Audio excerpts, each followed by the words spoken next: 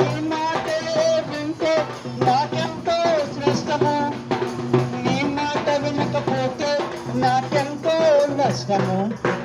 మంచి మనసున్న యేసు మరువగాలని ప్రేమ, మంచి మనసున్న యేసు మరువగాలని